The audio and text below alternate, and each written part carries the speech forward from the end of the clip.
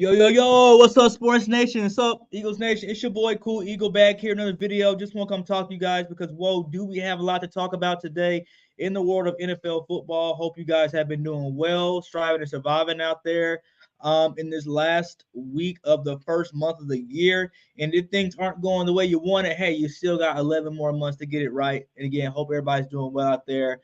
But let's talk about these NFC, AFC championship games because um, a lot happened of what people thought versus what actually happened in reality. That leaves a lot of people probably a lot of questions. Blaming officiating, cause saying the NFL script has been written. A lot of narratives, right? But let's really talk about what happened, right? Baltimore. We saw what happened in the warm-ups when Justin Tucker got his equipment kicked by Patrick Mahomes and Travis Kelsey. This stirred a lot of controversy on Twitter. People talking about Patrick Mahomes being a bully, Travis Kelsey, whatnot. But this is a championship team that's battle tested. 14-3 in the playoffs. Patrick Mahomes so far his career. So this team right here is battle tested. They already knew what was up when they set foot in M&T Bank Stadium in Baltimore. They pretty much set the tone because what happened? Yes, Justin Tucker's kicking equipment got kicked, and this is a routine that Justin Tucker has been doing for the past 12 years, according to him, and he's never had this problem. But like, let's think about the amount of AFC Championship game scenarios that Justin Tucker has been a guest participant in, because they haven't been in a lot since Ray Lewis retired. And Justin Tucker, although he's been in the league for what seems to be a long time, he's this is his second AFC Championship game appearance. So he's never faced a team like this coming into Baltimore who is battle tested. You have a two-time Super Bowl MVP at quarterback, Patrick Mahomes. You have the greatest pass catcher in postseason history in Travis Kelsey, probably going to extend that streak and just solidify that depending on what he does in the Super Bowl. So these guys set the tone already. And the fact that Ravens flock didn't come immediately to defend these guys, like, it made me sit back and just really think. And let me turn on some music while I go into my little tirade here, right? And then thank you guys for, again, like, subscribe, get this content out there, right? So what the hell is this dance music? Your imagination. Hell no. Okay, here we go. So they didn't flock to Justin Tucker's defense at all. And this made me sit back and think a little bit and just reminded me of what happened in that Eagles game versus the 49ers when Dre Greenlaw, who's been having an amazing postseason so far, going really under the radar, but he threw Devontae Smith on the sideline. No Eagles players immediately came to his defense and even resulted in his security director, Dom DeSandro, getting thrown out the game. And then the first offensive drive the Ravens had stalled out quickly.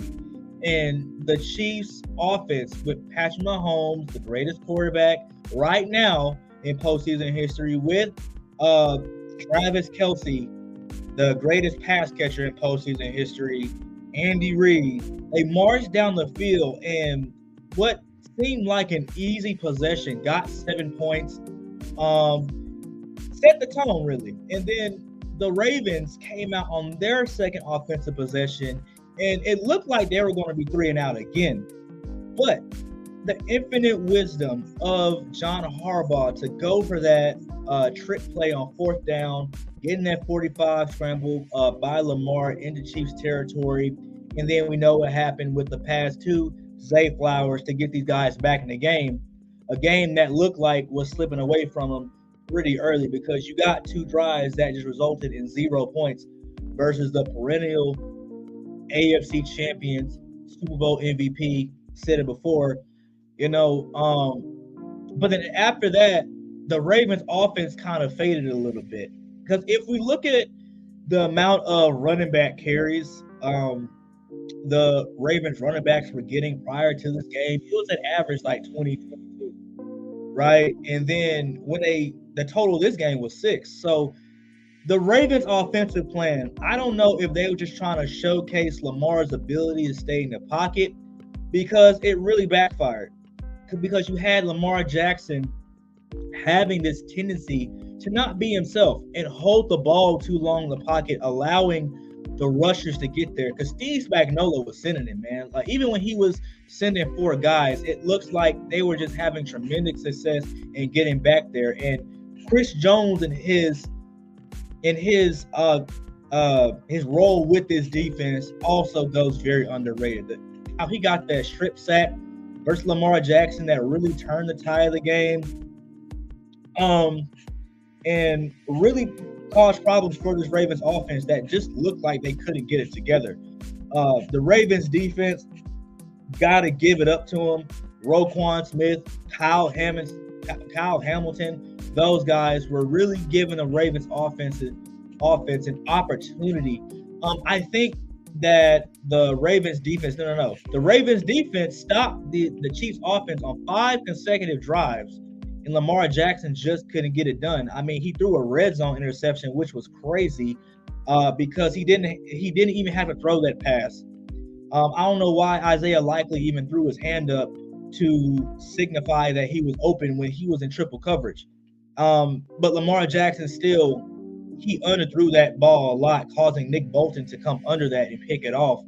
And it just spelled more horror for that Ravens team that just felt like the game was slowly slipping away. Even though the Ravens defense was giving Patrick Mahomes all he could handle, and more, up until that Valdez-Scantling that just killed the clock. So, not one of the more entertaining games as far as AFC championships go. It was definitely a low-scoring affair. Nick Wright from First Things First, he had a score prediction of 19-13, and he wasn't too far off because he predicted what would happen in this game. There would be 2 back-breaking rush plays by Patrick Mahomes. He had 3. Travis Kelce would have some back-breaking plays. He had 11 targets for 11 receptions. He caught all 11 passes that were thrown to him. Just showing you why he's one of the best, if not the best, pass catcher, even just by statistics, the best pass catcher in postseason history. And they couldn't do nothing with him. They really couldn't do nothing with Travis Kelce. And Nick Wright said that there would be some back-breaking plays like that would really just get the Ravens, out of their normal game plan, make them forget their identity, and just keep the game close. Patrick Mahomes in the first half looked electric. He was 13 of 14, had a touchdown. Something that you would expect from a guy that's a perennial Super Bowl MVP.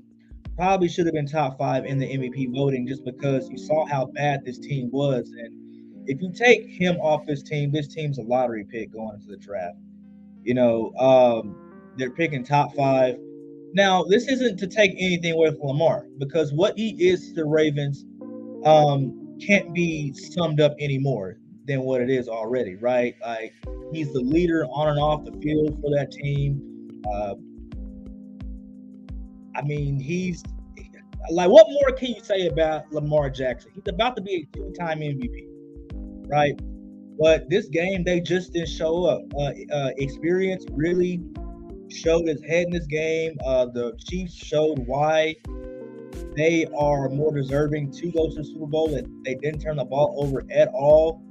Probably got away with a couple calls, but it's the playoffs. The referees are not going to call a lot of flags that they normally do in the regular season. That's just a fact, and we know that. Because if that was the case, they probably should have called that holding call on the Chiefs defense when Isaiah Likely was going in the end zone. But you can make the argument that pass was badly underthrown, and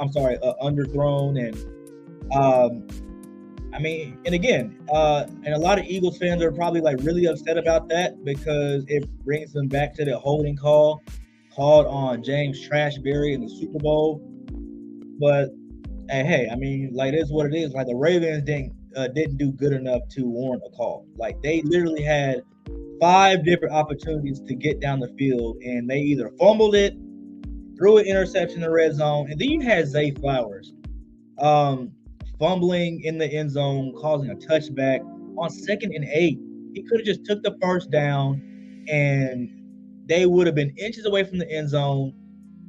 They go in there, game 17-14, you're back in the ball game, because then on the next drive after that, they go down the field and kick a field goal.